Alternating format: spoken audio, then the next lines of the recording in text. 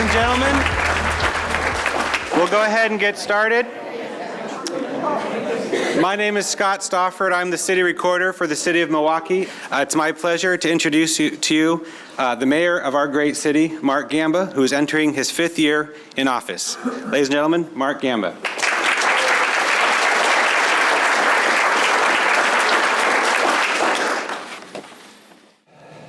Milwaukee is ascendant. While at the federal level, gross abuse of power, partisan bickering, gamesmanship, party infighting, and general failure to address the most critical issues of our time seem to be the ever-worsening norm, Milwaukee moves ahead thoughtfully, boldly, with purpose and intent to address the major issues we currently face and the ones approaching like a slow-motion avalanche. As a matter of fact, Milwaukee is punching way over its weight and leading work at the metro and even state level on several fronts. While 1/3 of our senators failed to show up to work and threaten one another with bodily injury, while utterly failing to address the greatest threat that humankind has ever faced, the Milwaukee City Council and staff work late into the evenings, engage in spirited but thoughtful debate, take pains to create opportunities to hear the concerns of our residents, all of our residents, and then take bold and decisive action. The people of Milwaukee can be proud of their all-volunteer government, that their all-volunteer government is behaving the way the framers of our constitutions and our charters intended. Please take a moment to thank our city councilors, Angel Falconer, Lisa Beatty, Wilda Parks, and Kathy Heisey.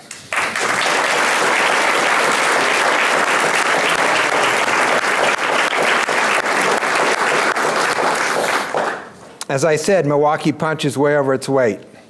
That is true in large part due to our extraordinary staff. I'll point out specific staff members as I go through this, but every bit of it is under the leadership and deep caring of Ann Ober, without whom we would have not achieved everything that we have. Part of Ann's genius has been to focus the council and the city on limited goals so that we don't spin our wheels trying to address every potential possibility. This causes our success in those goals while remaining nimble enough to take advantage of the opportunities as they arise. So please thank Ann Ober for her work.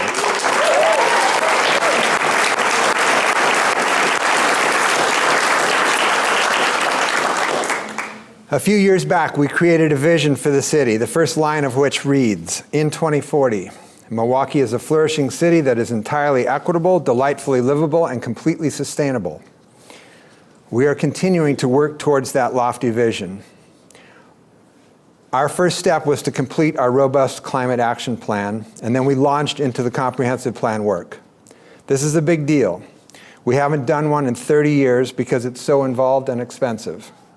The comp plan is the document that all of our land use and transportation decisions flow from. If we wish to achieve the city our vision imagines, this is the skeleton upon which it all rests. Planning Director Denny Egner, Senior Planner David Levitan, and Assistant Planner Mary Eberling, who was born and raised right here in Milwaukee, carried the lion's share of this work and have spent over 500 hours in the process so far. Just about a month ago, the Comprehensive Plan Advisory Committee met for the last of their 24 meetings, each member having spent over 80 hours during the last 2 years. There were 3 town halls, 2 open houses, online surveys, and open houses, plus meetings with all of the NDAs. It's been an exhaustive process, and it's not quite finished. Now the Planning Commission and the Council will work through it before we pass it and move on to our transportation system plan and code changes. The decisions made through this extensively inclusive process will have a lasting effect and will control how our development occurs, how our transportation system evolves, and it will begin to right some of the wrongs that were codified in the past. One of those things was the creation of single-family zones, which were designed and implemented all over the country to disallow people of color, particularly African Americans, from owning property. So the housing work we will do over the next year will be designed to begin to reverse that, to correct that.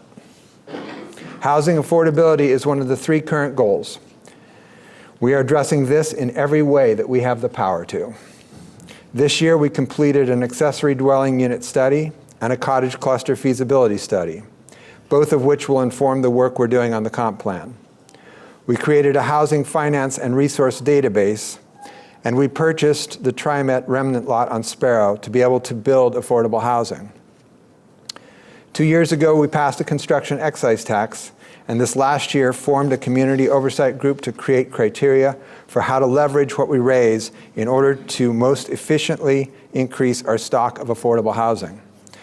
To date, that is $467,000 and growing. One of the first meetings I took as a mayor was with the Health, Housing, and Human Services Director, Rich Swift. I met with he and his team to talk about how we could partner on their 16 acres of affordable housing to build more units, to house many more people. Funding, of course, was the biggest obstacle we faced. So I spent over a year on a committee working with Metro to develop and then pass a historic affordable housing bond measure of $652.8 million. And you all passed it. Well done. Yeah. Now, after almost 2 years, the county's master planning process is complete and the next steps begin. Based on review of the master plan, the team proposes to dramatically increase the number of affordable homes at Hillside Park. They also intend to renovate the tallest building in Clackamas County at Hillside Manor. If constructed, the location will be more than just residences. The area will provide recreational opportunities, a community center, gardens, and a verdant tree canopy for all of Milwaukee to enjoy. Based on conversations with the project team, we also expect the homes to be very energy efficient, to assure low utility costs for residents, and that shared forms of transportation will be incorporated into the future development to benefit those families. Speaking of housing, our first market rate mixed-use building opened up in downtown next to the light rail station. I've already met some of our new neighbors, and I think the addition will bring some positive vibrancy to downtown. Projects like that are important to take the pressure off our otherwise affordable housing. So it was in our interest to utilize our vertical housing tax credit to have it built near transit to make it easier for folks to live car-free, should they so choose. Since we're on the topics of new buildings, let's talk about my favorite new building in town.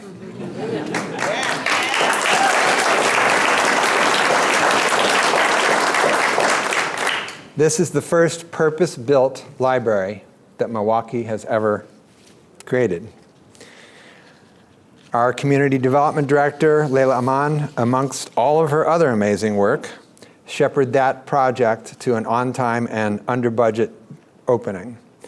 The design and a lot of intensive work on details were overseen by our library construction task force, led by Council President Falconer.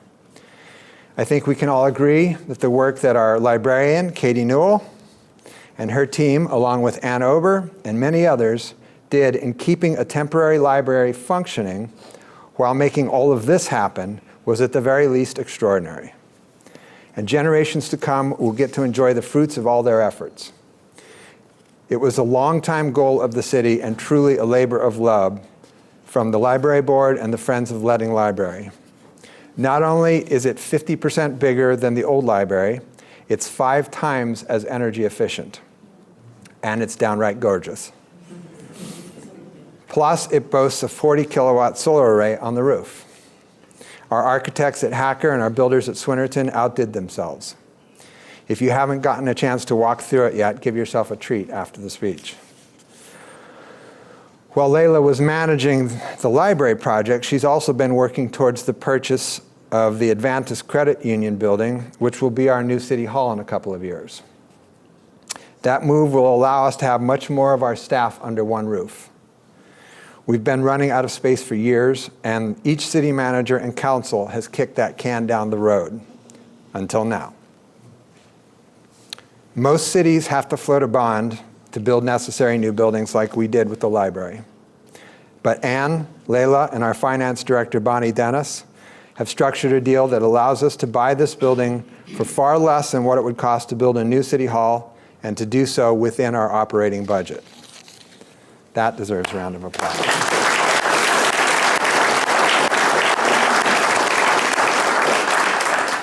Before I launch into the rest of this exhausting list of projects that this city and this team have accomplished, I think it's important to remind you all that while all of this is going on, we are still paving and slurry sealing miles of road.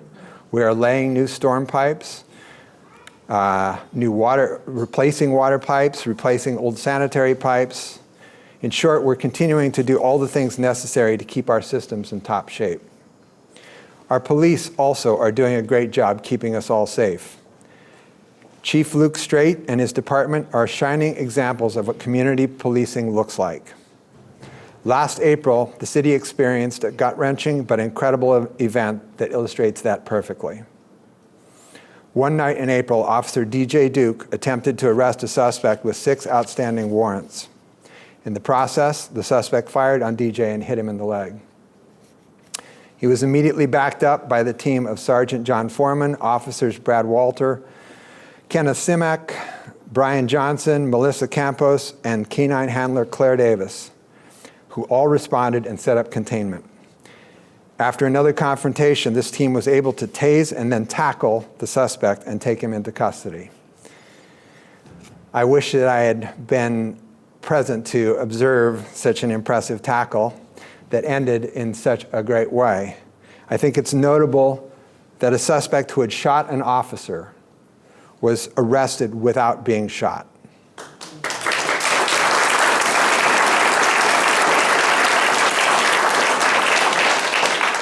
That takes extraordinary courage and a determination to see justice done. You already did it, but I was going to say, please join me in congratulating these fine officers.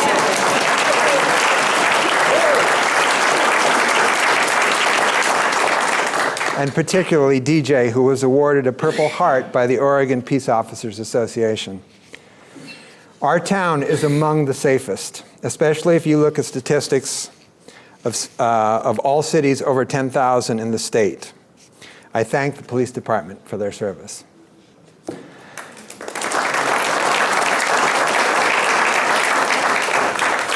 They're not alone in keeping us all safe. Our engineering department has been doing an exceptional job of redesigning roads that will do their part in keeping all users safe.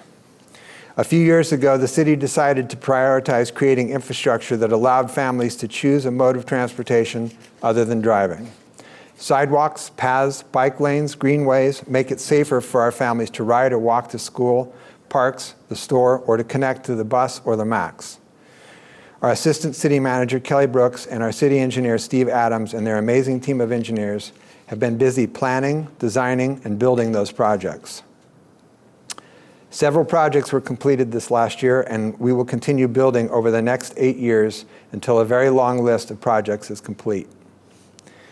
You've probably noticed work in a couple of neighborhoods, but the biggest project this last year was the completion of the Kronberg Path, connecting Island Station and Miramont Lodge Apartments to downtown. It's a gorgeous walk and a really cool piece of infrastructure.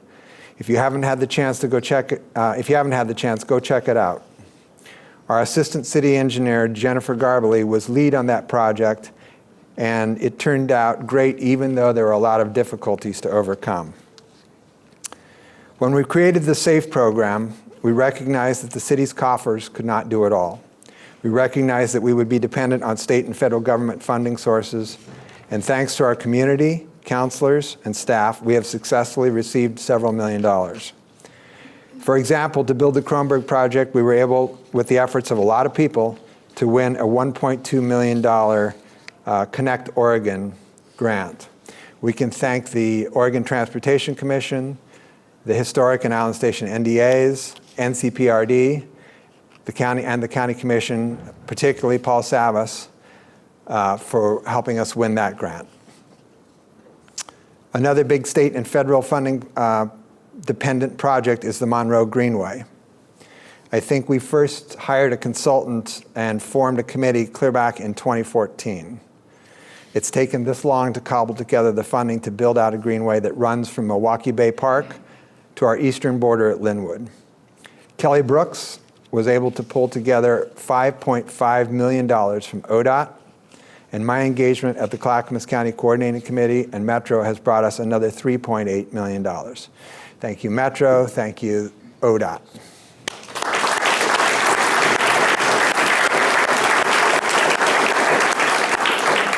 Once complete, the Monroe Greenway will create a nearly 4-mile continuous low-stress bikeway from downtown Milwaukee to the I-205 multi-use path. It will serve as the spine of Milwaukee's active transportation network, connecting users to the Max Orange Line, the Max Green Line, the Trolley Trail, 17th Avenue bike path, the I-205 path, neighborhoods, schools, and parks. The Monroe Greenway project was developed through a planning process in 2014 and 2015, with input from a public advisory committee that included 8 community representatives, nonprofits, and members of the county-wide pedestrian and bicycle advisory committee. We won't have some of those funds until 2022, but we hope to begin design work with city funds next year. Over this next year, we will be seeing construction on Omark, McBride, Lake, Linwood, River, 22nd, 43rd, and Howe Street.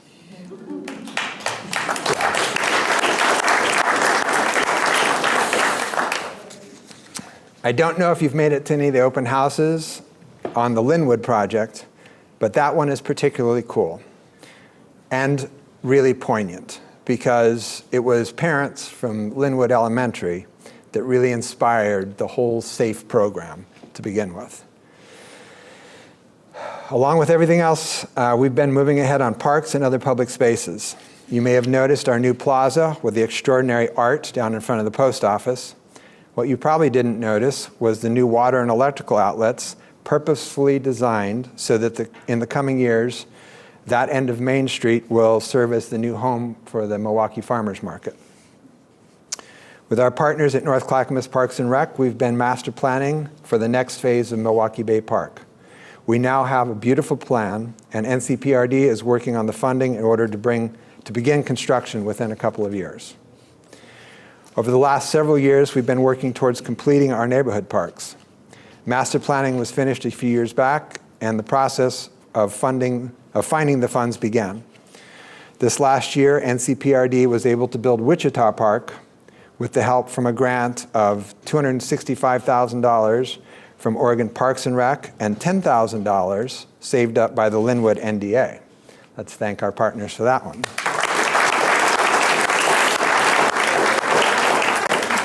In 2019, City Council added a new goal to our portfolio. For years, City staff has been leading exceptional, even award-winning community engagement within our existing budget. The current and past councils have brought our neighbors and concerned citizens to the table to assure robust conversations. But the volume of projects and the changes in best practices, the city is spending these 2 years looking at ways that we can get even better. One aspect we changed this year was to add youth seats to 7 of our community boards. With the future being defined by climate change, technology, and booming populations in our urban areas, we need to hear more from the younger members of our community. It is their future that we are building today. Unlike many cities who simply have a youth board or a council, we have youth as voting members on most of our committees. Yeah.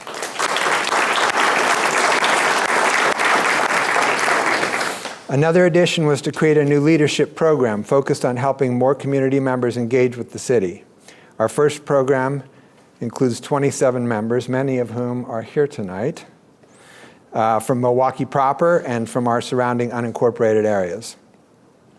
The program is being emceed by a stellar community volunteer, Stefan Lashbrook, their Santa,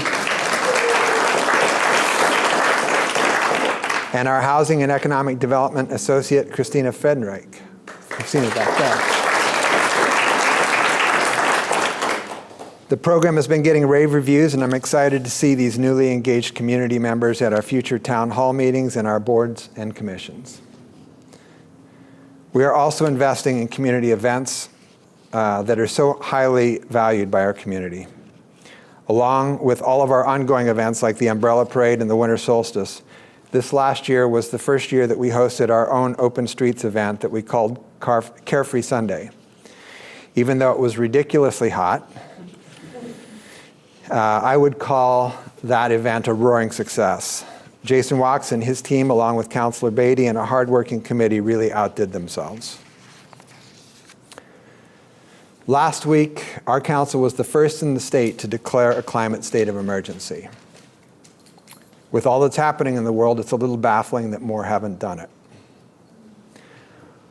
When we did that, we made our climate action plan 5 years more aggressive across the board.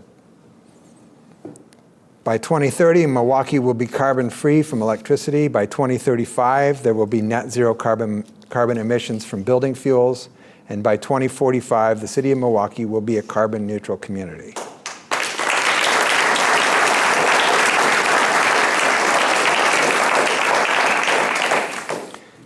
In order to meet that, we've been working with our partners towards the necessary solutions.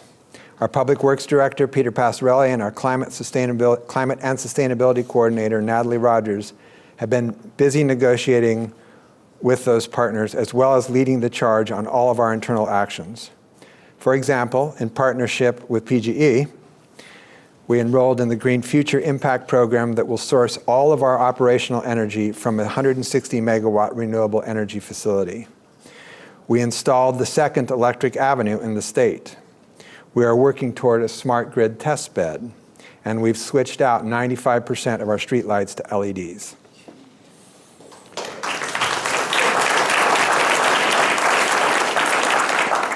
Peter and the Tree Board have been working hard on our urban forestry plan. In March 2019, the city adopted an urban forest management plan, a guide for planting, protecting, and promoting trees in Milwaukee. The strategies in the Urban Forest Management Plan will help Milwaukee expand its urban forests with the goal of covering 40% with a tree canopy, cooling the city and providing the community with the many physical, mental, and environmental benefits that trees provide. As a first step in these efforts, the city worked with researchers at Portland State University to develop the Branch Out Milwaukee tool, a publicly available canopy analytics tool that helps us see where the tree canopy is, even down to the parcel level. With this tool, along with an upcoming tree inventory to identify what species of trees are in Milwaukee, we can develop a strategy and equitable planting. We can develop a strategic and equitable planting strategy that allows us to prioritize planting trees where the community needs it most. Another of Natalie's efforts has been the creation and recent adoption of our Home Energy Score program that informs homeowners and potential home buyers about the energy efficiency of their home. With the Home Energy Score program starting this fall, homes advertised for sale in Milwaukee will have an easy-to-read energy efficiency scorecard that helps home sellers explain and advertise the energy efficiency of their home's assets and helps home buyers make educated and informed decisions before purchasing a home. As building energy is the largest sector of greenhouse gas emissions in Milwaukee, and housing affordability remains a challenge for the community, it's important for residents to become more aware of a home's energy efficiency and emissions, and to know the true utility costs of a home, all of which will be available on the Home Energy Score program. We're also replacing our city fleet as fast as possible. We've gotten rid of 12 gas guzzlers and are switching over to hybrids, plug-in hybrids, and EVs. Within a few months, 10 of 12 of our non-police passenger vehicles will be appropriate for our climate action plan. The police are waiting on the new Mustang Mach-E so that they compare it to the Tesla. In 2040, Milwaukee is a flourishing city that is entirely equitable, delightfully livable, and completely sustainable. That is our North Star. That is the lens that all of our decisions are made through. It is our vision. This council, our committees and commissions, and our staff work day in and day out as they continue to provide the best service we possibly can while working towards that goal. It is up to us, to all of us, to set aside petty grievances, to work in a spirit of mutual respect and forthrightness to make our city the best it can possibly be for everyone who lives here. Sometimes that is uncomfortable. Sometimes that requires change and personal forbearance. But more often, when we choose to engage fully with positive intent, it generates joy, fulfillment, and a real sense of belonging. Change truly is the only constant.